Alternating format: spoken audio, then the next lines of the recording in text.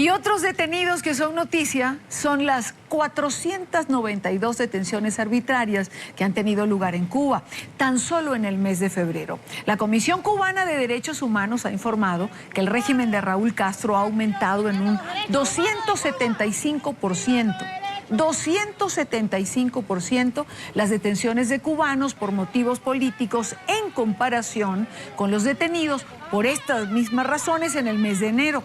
Según el organismo, 87 de los 492 detenidos han sido víctimas de agresiones físicas, muchas veces encubiertas. 15 han sufrido hostigamiento y 12 han sido víctimas de actos vandálicos ejecutados por la policía política. Los actos de represión, de acuerdo con este informe, habrían ocurrido en todo el país, principalmente en las ciudades de La Habana, Santa Clara y Santiago de Cuba. Quiero darle la bienvenida a José Daniel Ferrer, él es secretario ejecutivo de UNPACU, Unión Patriótica de Cuba. Muy buenas tardes, señor Ferrer. Gracias por acompañarnos. Yo comenzaría preguntándole qué pasó en el mes de febrero, algún movimiento particular que originó tanto número de detenciones arbitrarias. Muy buena tarde.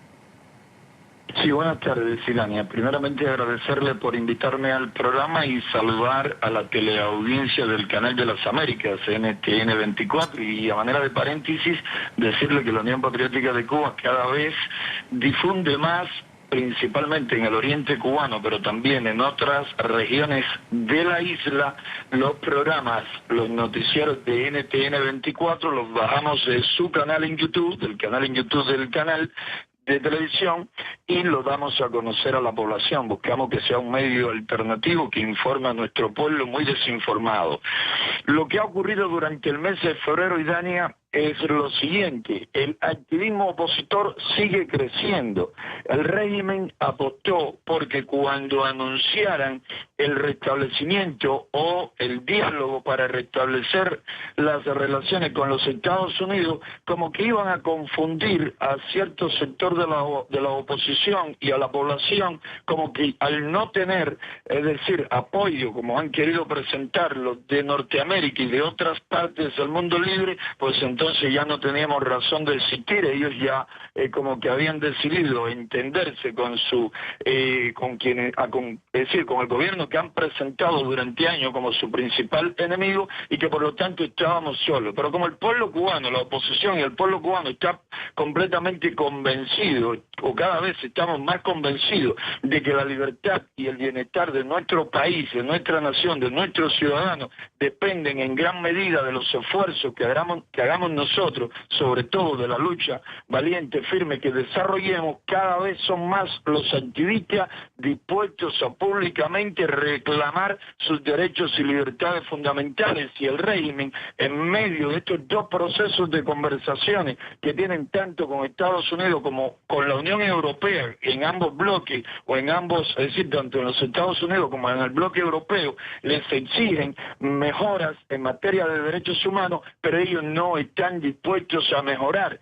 Temen que si tratan de aflojar un poco su capacidad represiva, sean cientos, miles de cubanos los que salgan a las calles a reclamar sus derechos y libertades, hoy pisoteados, hoy conculcados. Y por eso durante este mes incrementaron el número de arrestos, las agresiones, otros métodos de acoso, las multas contra opositores pacíficos, los asaltos a vivienda. Hoy mismo acaban de golpear brutalmente a un activista en San Luis nombrado Rulizán Ramírez, porque está vendiendo productos a los que está autorizado. Quieren también asfixiar económicamente, más de lo que está el pueblo cubano en general, a quienes se atreven a reclamar libertades y derechos para nuestro pueblo.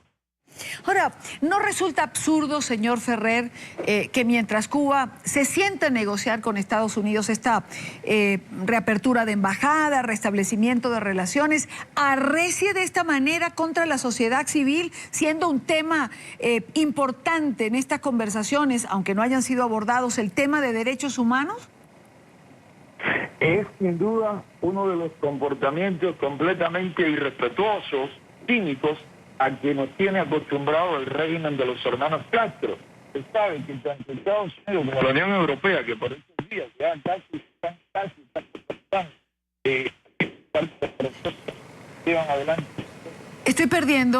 Estamos perdiendo al señor Ferrer, se le fue yendo la voz. ¿Es posible retomar esta comunicación? José Daniel Ferrer, secretario ejecutivo de la Unión Patriótica de Cuba, ¿lo tenemos? Se nos fue prácticamente toda su respuesta porque en un momento dejamos de escucharle. ¿Nos decía? Sí, le decía que es parte, ¿no?, del comportamiento completamente cínico y irrespetuoso del régimen cubano, no solamente para con el pueblo cubano, sino también con sus interlocutores extranjeros, en este caso con los Estados Unidos de Norteamérica y con la Unión Europea. Ambas partes le piden mejoría, como ya dije, en cuestiones de derechos humanos. Y mientras se están conversando con ambos bloques, mientras se están conversando y diciendo que tienen diferencias en cuanto a visión, a concesión sobre el tema de los derechos humanos, arrecian la represión. Es decir, es una manera clara de decir: queremos los dineros de Estados Unidos y de Europa y de todo el mundo libre. Queremos el comercio con todo el mundo libre porque nuestro sistema comunista ineficiente e improductivo ya es insostenible, pero no estamos dispuestos a respetar en lo más mínimo las libertades y derechos fundamentales del pueblo cubano. De ahí la importancia de esta creciente capacidad de movilización de las fuerzas prodemocráticas dentro de la isla. De estos casi 500 detenidos en el mes de febrero, ¿cuántos quedan en prisión todavía?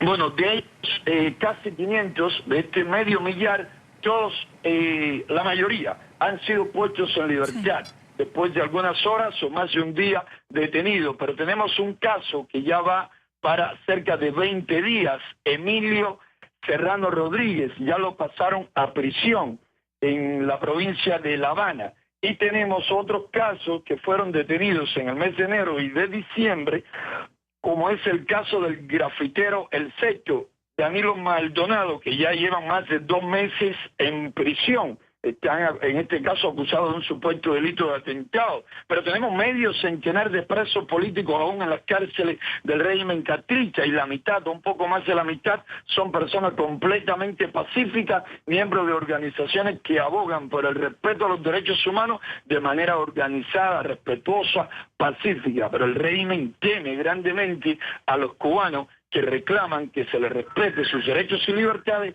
y por eso continúa reprimiendo y encarcelando.